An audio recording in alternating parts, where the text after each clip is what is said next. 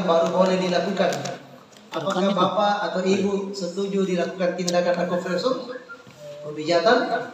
Setuju. Biasanya ada lembar persetujuan ditandatangan oleh klien.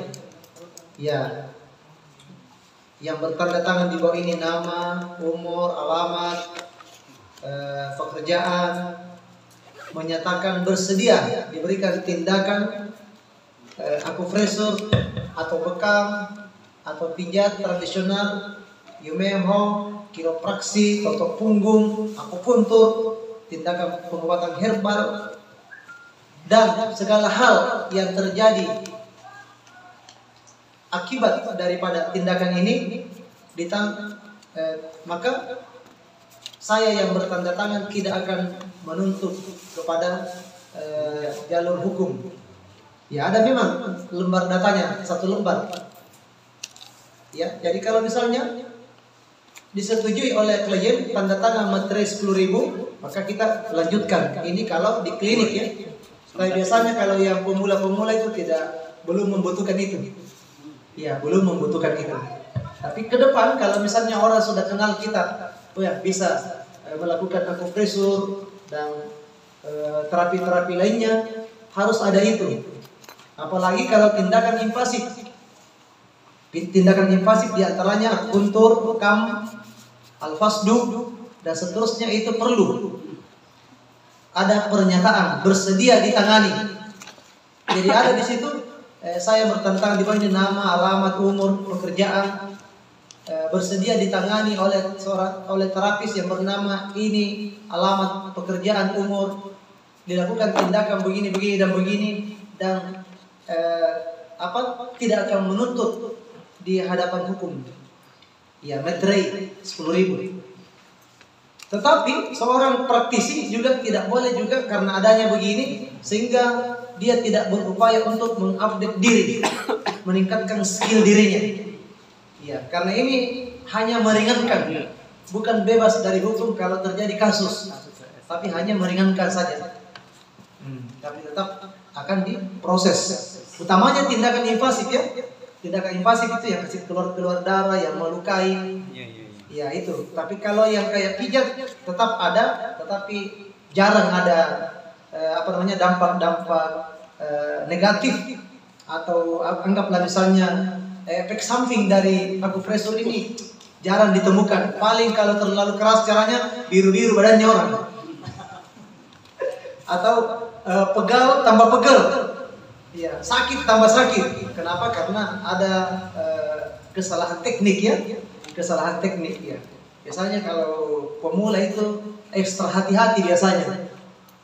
Tidak pernah saya menemukan yang pemula terjun di akupresur ini kemudian ada kliennya melapor bilang salah pijit Pak begini dapat enggak, karena biasanya itu pemula itu serba hati-hati. Iya, serba hati-hati. Bahkan ada pemula reaksi akupresurnya tidak ada.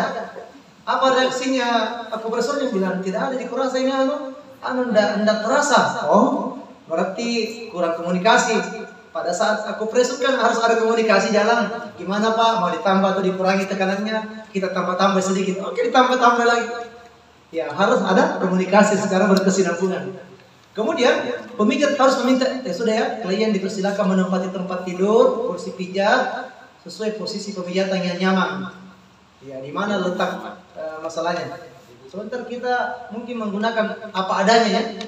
Iya, apa adanya saja. Ya, lantai ini anggap tikar. Kemudian klien duduk tidur dengan nyaman, bisa duduk di kursi, bisa duduk di kursi refleksi, bisa duduk di kursi biasa, bisa baring di atas ranjang, bisa di bawah. Ini fleksibel ya, kalau akupresur ya, fleksibel. Sekal klien pada bagian-bagian akan dipijat dengan air hangat yang telah diberi larutan disinfektan menggunakan handuk kecil.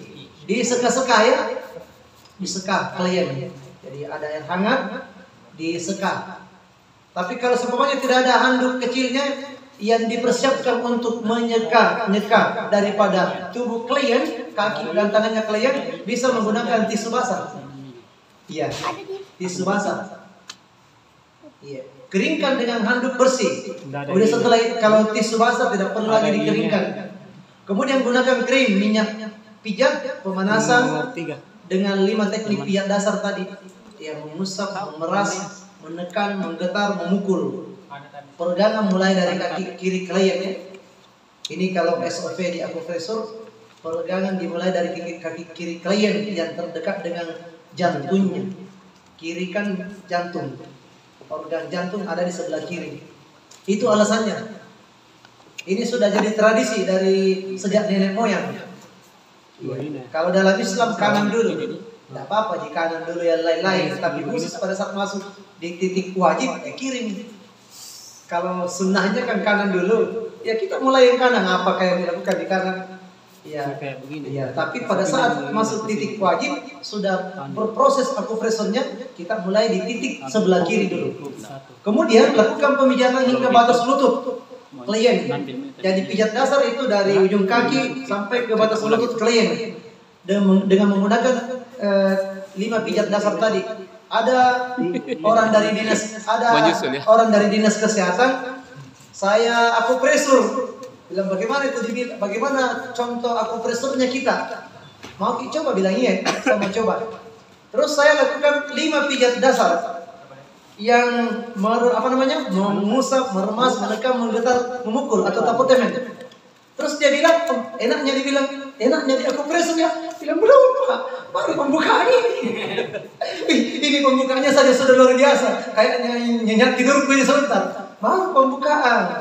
Saya kasih nih titik LI 4, kemudian di sini LU 7, LU 6 ya sini ya. LI titik lower intestine itu yang titik yang untuk menyegarkan, memberikan semangat, ya motivasi, memberikan energi chi. Wah langsung dia bilang, begini akupresur bilangnya sudah banyak itu orang-orang dari kedokteran, dari perawat, dari bidan di sini di rumah sakit di yang lanjut S2 di Unhas itu penelitiannya akupresur. Saya beberapa kali jadi jadi sasaran wawancara, utamanya mahasiswa S2 yang lanjut di Unhas itu, karena kan jarang yang buka praktek akupresur di Makassar, jadi larinya ke Bulukumba, ditunjukkan sama Profesor Dr. Beni Hajim. Ya kesana ke Sumardi di Bulukumba kalau untuk akupresur, karena dia pendidik akupresur itu. Akhirnya saya yang diborongi sama anak mahasiswa S2 dari Unhas. Ya, jadi di rumah itu proposal itu untuk mahasiswa sebegini tinggi. Iya, lebah kan satu proposal setebal begini kapan? Proposal tesis, ya. Masing-masing ada penelitiannya mual muntah, ada yang penelitiannya nyeri, ada macam-macam penelitiannya beda-beda. Akhirnya saya juga banyak belajar dari hasil penelitiannya. Bila satu saja saya siap diwawancarai dengan syarat hasilnya nanti satu juga satu tesis. Kopiannya di sini. Oke, tidak ada masalah. Iya. Diwawancarai tapi hasilnya satu tesis, hasil penelitianmu. Efektivitas akupresur untuk penanganan batu ginjal misalnya. Bawa kasih ke saya. Jadi saya belajar dari hasil pembuktian itu. Iya. Tapi hanya saja belum bisa dipublish, nanti level 4. Saya dipesan sama master, jangan disebar dulu ini ilmu, simpan dulu, kecuali kalau mereka ikut level 4. Bongkar-bongkar makin di situ. Iya. Bongkar-bongkar makin di situ. Pokoknya apapun. Dan ini sudah terbukti karena orang-orang medis yang lakukan. Kalau mau tentang hasil-hasil akupresur itu efektifnya tanya itu di yang alumni S2 di Fakultas Kesehatan Masyarakat di di utamanya yang ambil Mars itu ya Mars ya bergelar Mars ya MARS banyak ini. Baik lanjut ya. Nanti setelah mengusap, meremas, menekan, menggetar, memukul pada meridian yang kaki, meridian yang kaki. Berarti meridian yang kaki itu bagian yang di atas ya. Kalau yin kaki itu yang di samping dan di bawah. Oke. Lambung, kantung lambung di atas, kantung empedu, kemudian kantung kemih di samping. Itu yang kaki. Sedangkan meridian yin kaki itu LR itu hati, kemudian limpa, ginjal. Jadi yang di sisi sebelah kiri dan kanan paling luar, mulai dari lambung, di sini lambung. Ya, kemudian kantung empedu dan kantung kemih di samping itu adalah meridian yang kaki. Sedangkan meridian yin kaki itu adalah titik liver atau LR, kemudian spleen atau limpa, kemudian titik kidney atau ginjal. Ya, itu meridian yin kaki. Ya, itu saja. Hah? Oh, Kaki tak kasih lihat. oh kakiku. Ya. Siap ya. Meridian yang kaki ya. Meridian yang kaki yaitu meridian lambung, meridian gallbladder yaitu kandung empedu GB, meridian BL bladder yaitu kantung kemih. Ini namanya meridian yang kaki, yang. Ya, terus meridian yin kaki mulai dari titik liver atau LR sini, kemudian meridian SP atau spleen limpa, kemudian meridian kidney atau ginjal. Ya, muter di sini naik. 3 meridian yang, 3 meridian yin kaki. Di tangan juga begitu. 3 meridian yang tangan, 3 meridian yin tangan. Oke? Ini alurnya dari situ. Terus setelah selesai kaki kiri dengan meridian yang kaki, yin kaki sudah dipijat, kita beralih ke kaki sebelah kanan. Sama prosesnya.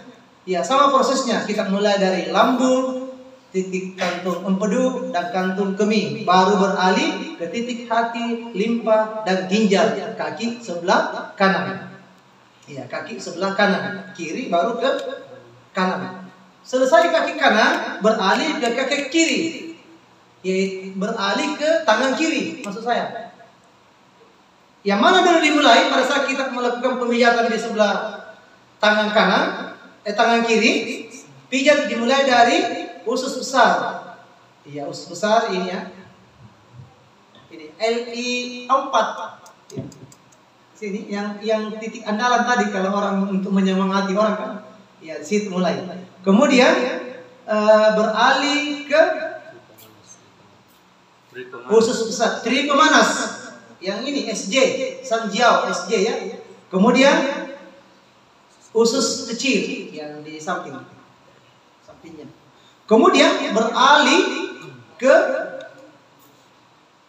usus pijat meridian yin tangan. Pijit meridian yin tangan, yaitu yang di sini dalamnya paru-paru, perikardium yang di tengah, selaput jantung, kemudian jantung. Iya. Jadi kiri dulu yang dipijat, baru tangan kanan. Nah, selesai di situ. Selesai dengan tangan kiri beralih ke tangan kanan, sama lakukan seperti yang dilakukan di tangan kiri. Nah, selesai tangan kanan, pemijatan beralih ke daerah punggung klien. Nah, berarti kliennya duduk atau tengkurap. Iya, duduk atau tengkurap. Kemudian yang dipijat di situ ada 2 meridian istimewa kan?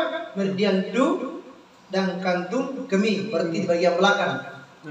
Bagian belakang yang dipijat punggungnya. Ya.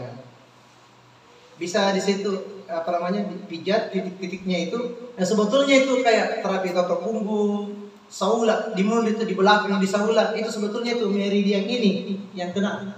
Ada orang diurut di sini belakang naik toh. Itu sebetulnya itu walaupun dia tidak hafal nomor-nomornya bilang untuk penyakit ini kalau di sini, asalkan dia semua ini kena semua. Ya.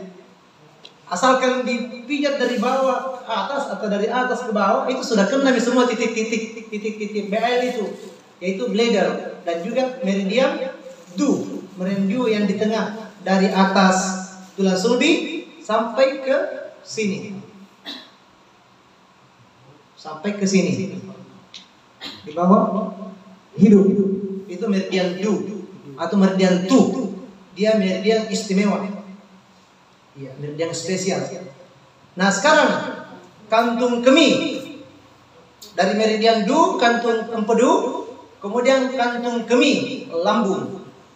Oke. Kemudian ini yang di bawah tidak usah dibahas untuk level 4 ya. Kemudian langsung setelah selesai ini semua, iya, bersihkan klien dari bekas-bekas krim pijat. Menggunakan handuk, alat pembersih, misalnya tisu kering. Ya, berlakulah di situ tisu kering.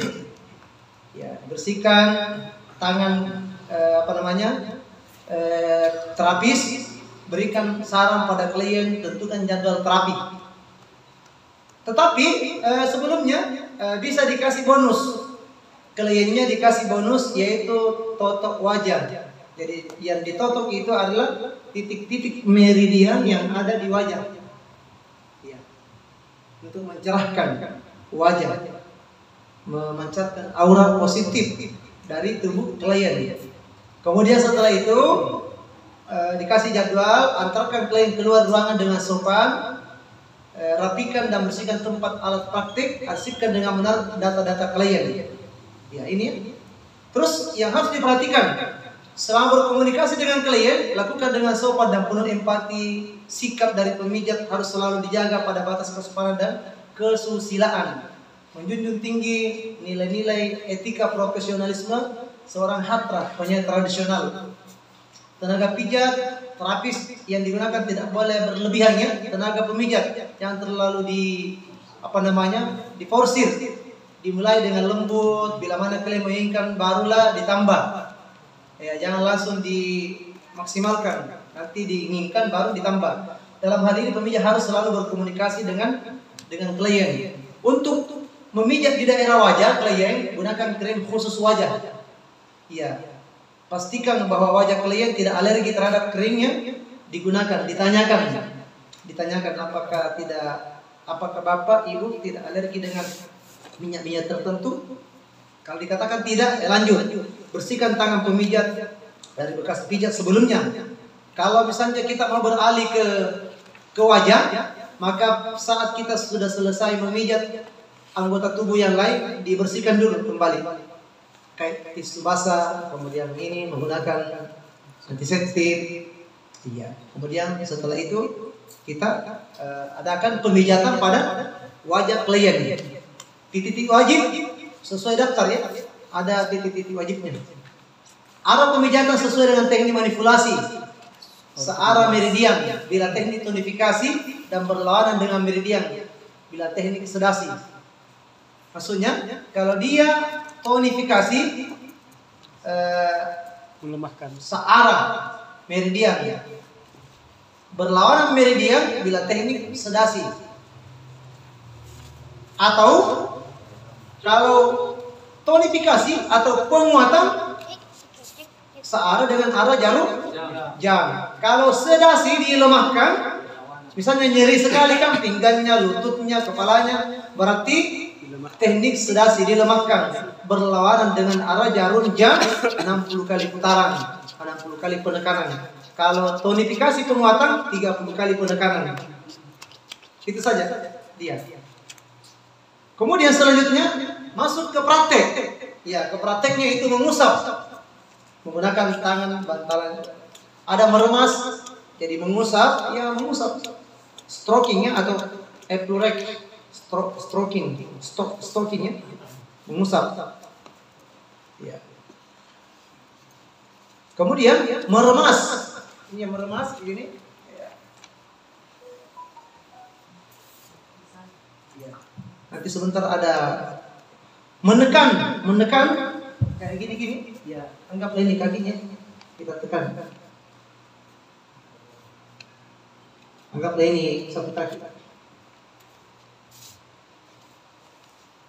Menekan, kemudian setelah itu menggetar.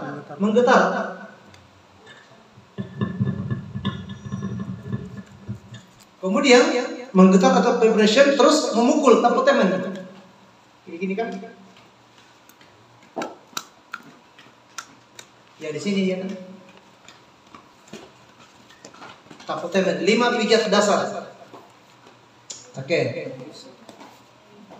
Yang mempengaruhi gerak teknik masses, perpindahan gerakan dari satu teknik ke pijat gerakan berikutnya harus dilakukan secara berkesinambungan tanpa jeda sehingga klien merasa nyaman. Jangan berhenti. Iramanya atau ritmenya interval antara gerakan ke gerakan secara teratur, stabil, serta tidak terlalu cepat ataupun juga tidak terlalu lambat. Jangan terlalu cepat juga. Iya. Tapi jangan juga terlalu slow karena waktu. tapi sedang-sedang. Jadi kita pakai perasaan, tenaganya slow. Iya, kekuatan ada di tangan dan ada pada badan. Jadi tidak terlalu diporsir. Iya, santai. Sehingga kita memijat. Dulu waktu saya ikut di Dr. Wada Umar itu tahun 2012, refleksi dan akupresur. 1 pekan di sana, bersambung itu pelatihannya 2 hari akupresur, 2 hari refleksi, apalagi waktu itu lupa. Puluhan orang di keluarga di situ harus di akupresur. Tapi warga yang diundang yang ada keluhan langsung dipanggil sama dokter, telepon satu-satu. Jadi jari tangan saya waktu itu